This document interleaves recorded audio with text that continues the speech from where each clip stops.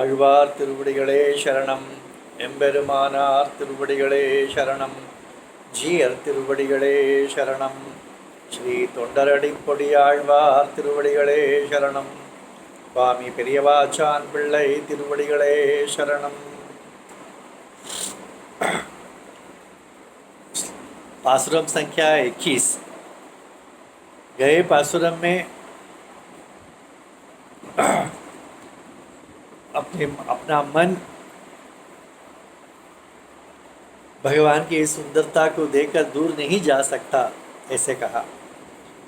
और इस पासुरम में मन से पूछते हैं, ठीक, मन पूछता है आழ்वार से, ठीक है हम दूर तो नहीं जा सकते हैं, बट परंतु उनका अनुभव, उनका सुंदरता का अनुभव पूर्ण रूप से ले सकते हैं ना? क्या ये संभावना है कि हम भगवान के शुद्धता को पूर्ण रूप से अनुभव कर सकें? तब आழ்वार कहते हैं, हे बुद्धिहीन मन, अनादिकाल से तुमने भगवान के विषय में विमुख था।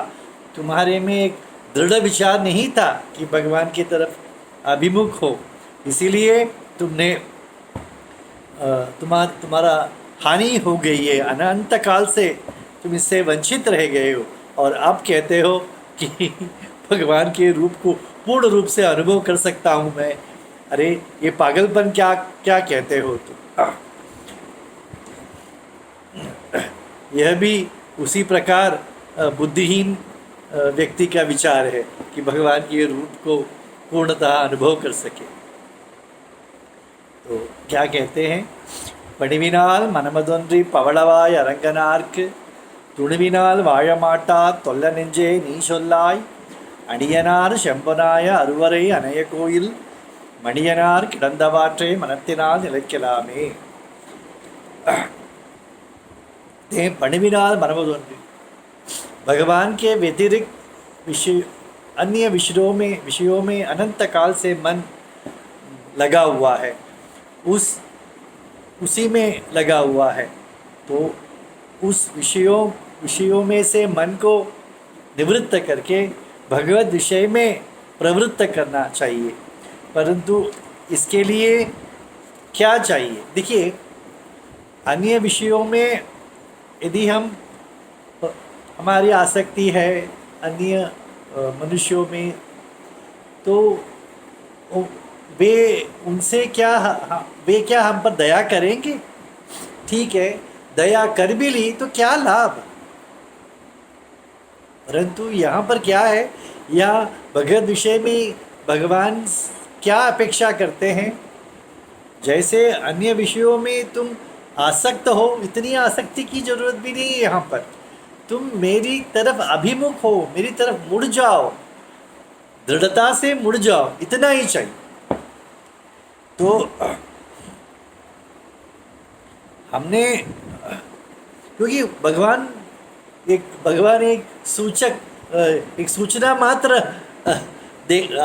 अपेक्षा करता है कि मैं मुड़ गया हूँ भगवान की ओर।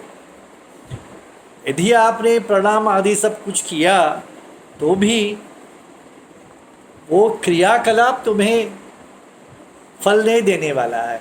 भगवान के हृदय में जो दया है, कृपा है, वही तो काम करता है।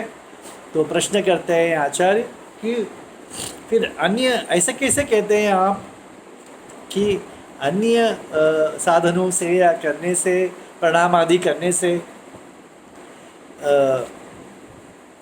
उसके कृपा ही साधन है, ऐसे कैसे कहते हैं? तो कहते हैं, तो आचार्य उदाहरण देते हैं, एक व्यक्ति दूसरे पर गुस्सा करता था, उसे मारने के लिए हाथ उसने ऊपर किया, सिर्फ हाथ ऊपर किया, तो जीवन भर दूसरा व्यक्ति कहता है इसने मुझे मारने के लिए हाथ ऊपर किया। तो इसी प्रकार आचार्य देखिए क्या कहते हैं कि ये व्यक्ति दृढ़ता पूर्वक मेरे तरफ मुड़ता है, बस हो गया मुझे, तो मैं उसके काम कर दूँ। जीवन भर के लिए उसे और करने की ज़रूरत नहीं, उसकी दृढ़ता को और भी दृढ़ बनाकर उसे प्रेम मेरे मेरे मेरे प्रति उसमें प्रेम और अनुभव सब मैं दे दूंगा, सिर्फ उसे मेरी तरफ मुड़ना है। क्योंकि एक साधारण अंजलि, स्तोत्र रत्न में कहते हैं, तो दंग्रिमुद्दिश्य कदापि केनचित यथा तथा वापि सकृत कृतोंजलि तथैव मुष्णाति अशुभानि अशेषतः शुभानि पुष्णाति न जातु येते। भगवान के सामने जाकर किसी भी प्रकार कहीं कभी भी कहीं भी एक अंजलि कर दिया तो उस अंजलि से ही वो प्रसन्न होकर सभी मंगल तुम्हारी भलाई कर देता है और तुम्हारे जो दुख है सभी को दूर करता है, तुम्हारी समृद्धि, तुम्हारे भलाई की समृद्धि बढ़ा देता है, इसमें कोई कमी नहीं रखता है, क्योंकि एक अंजलि मात्र। और एक प्रमाण है, देखिए, एकोपि कृष्णे सकृत सकृत प्रणामो दशाश्वमेधाभृतेन तुल्यः दशाश्वमेधि पुनरेपि जन्म कृष्ण प्रणामो न पुनर्भवाय। कृष्ण का प्रति एक अंजलि का देखो महत्व 10 अश्वमेध यज्ञ करने के तुल्य है। कृष्ण के प्रति एक अंजलि करना क्यों तुल्य है? इतना ही नहीं है, उससे अधिक है। क्यों कहते हैं? क्योंकि 10 अश्वमेध आप यज्ञ भी करेंगे तो आप क्या कहाँ तक जाओगे? स्वर्ग तक जाओगे, पुण्य खत्म होगा तो पुनः आना पड़ेगा आपको। परंतु एक भगवान के प्रति अंजलि आपको जन्म मरण संसार से मुक्ति दिला देगा। इसलिए भगवान के अंजलि का इतना महत्व है। एक कहते हैं ना, अंजलि ही परमा मुद्रा क्षिप्रम देव प्रसादी। तो अंजलि का अर्थ क्या है? मैं भगवान में आपकी तरफ मुड़ रहा हूँ, यही दर्शाना है, और इससे अधिक वो कोई अपेक्षा नहीं करता है। इसके पश्चात वही तुम्हें ये दृढ़ता होनी चाहिए। तो ये दृढ़ विश्वास, दृढ़ चिंतन, दृढ़ विचार रहेगा तो वो आगे सब कुछ करेगा। तो किसके प्रति करना है ये? पवड़वाय रंगनार्क, जिसके अधर प्रवाल जैसे हैं। भगवान जीव को देखता है, तू अनादिकाल से मुझसे दूर रहा, कष्ट पाया, अब नहीं, अब मेरे पास आ गए हो, तो ऐसा सांत्वना करते हैं। ऐसे भगवान के अधर है, ऐसा कहते हैं। कहाँ? वैकुंठनाथ, राम कृष्ण, ना ना ना, हमारे परिपरिमान। क्यों? जब इसके मन में एक विचार आ गया भगवान की तरफ मुड़ना है, तो मैं होना चाहिए वहाँ पर। मैं वो प्रतीक्षा में खड़ा हूँ, मुझे तो आके मुझे आप देख सकता है, इसीलिए प्रतीक्षा करता हूँ मैं। ऐसे श्री रंगनाथ भगवान को कहते हैं यहाँ पर उर्मिनाल वाण। तो भगवान हमारे मन में उसके प्रति आभिमुख्य था या अनुभव सब कुछ करा देगा। क्या करा देगा? भगवान की सुंदरता, दृढ़ता को, दृढ़ विचार को भी वही कर देगा, पश्चात अनुभव भी दे देगा। क्योंकि वशिष्ठ वेदव्यास आचार्य है और जनक शिष्य है, परंतु जनक साधना में दृढ़ है, बहुत आगे है बहुत। तो वो कहते हैं कि व्यवसायाधृते ब्रह्मन् न साधयति तत्परम। तो हे ब्राह्मण, हे ब्राह्मण, मन का निश्चय होना चाहिए। इसके परवस्तु को पाने के लिए मन का निश्चय होना चाहिए। इसके अलावा और यही एक दृढ़ साधन है, मन की निश्चयता। यही तो कहते हैं ना, हमें इच्छा ही करना चाहिए, इच्छा वो सचमुच का होना चाहिए, दृढ़ होना चाहिए, यही है। किसे देखकर कहते हैं, हे तोल्ले निंजे, हे मन, तुम इतने अनादिकाल से तुम भगवान के विमुख होकर इस आनंद को तुमने खोया है। ऐसे हे मन,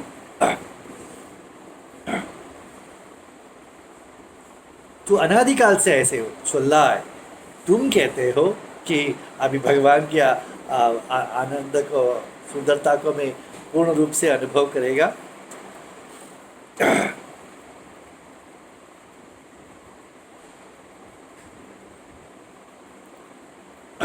क्योंकि भगवान के एक गुण आनंद, आनंद का भी, आनंद का प्रमाण, प्रमाण कितना है, क्या मात्रा कितना है, इसे वेद कहने के लिए आरंभ किया। मनुष्य का आनंद, उसका जगत में सबसे बड़ा बहुत ही आनंद व्यक्ति, जहाँ पर जो बड़ा राजा, बड़े जगत का राजा है, उसके सब प्रजा अनुकूल है, सुंदर है, युवा है, सब कुछ अनुकूल है, उसमें कितनी आनंद होगा। तो उस आनंद को एक्स किया। उसके पश्चात देव, मनुष्य गंधर्व आनंद, देव गंधर्व, ऐसा आनंद, बृहस्पति, ऐसा आनंद को बढ़ा कर फिर ब्रह्मा जी के तक आनंद को 100 गुना बढ़ा दिया। उसके पश्चात भगवान परमात्मा के आनंद कहते हैं, अरे भैया नहीं, ये नहीं कह सकता हूँ, ब्रह्मा जी के आनंद से 100 गुना परमात्मा का आनंद नहीं कह सकता। ये तो वाचो निवर्तन्ते अप्राप्य मनसा सह, मेरी मन, मेरी वाणी सब लौट रही है, मैं वहाँ तक नहीं जा पा रहा। एक गुण भगवान के कल्याण गुण के लिए वेद हार गया।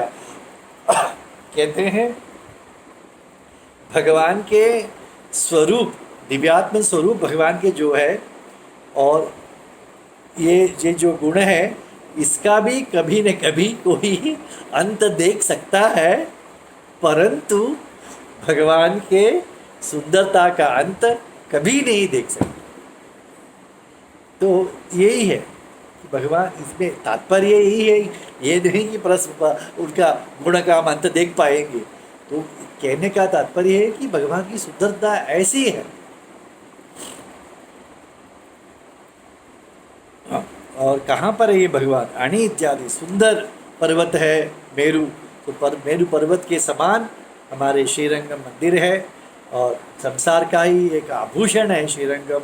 और मेरु पर्वत कैसा आधार है, सबका स्थिर है, दर्शनीय है, ऐसा श्रीरंगम है। और भगवान कैसे, अभी देखिए, एक मेरु पर्वत सोने का है, ये देखिए एक नीलमणि है, और उसे सोने में हमने उसे दबा दिया है, तो कैसे वो अधिक शोभायमान है। उसी प्रकार ये मेरु पर्वत है, मेरु पर्वत को भगवान पेरिपेरुमाल तो नीलमणि है, उनको उसमें दबा दिया है, तो बाकी ओर से वो पर्वत आगे आ गई है, और बीच में भगवान नीलमणि जैसे है, क्योंकि रंग विमान में भगवान ऐसे नीलमणि के समान प्रकाशित है। पर मेरु पर्वत में नीलमणि प्रकाशित है, ऐसा कहते हैं।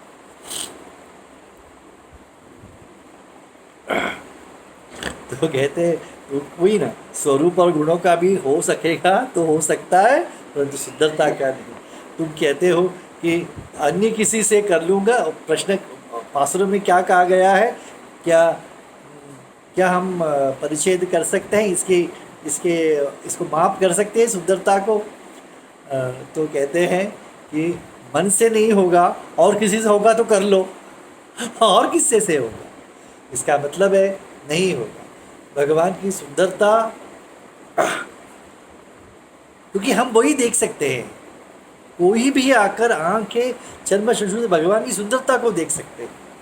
और अभी कल मैं नंबरबाण का एक सुंदर चित्र ही देखा।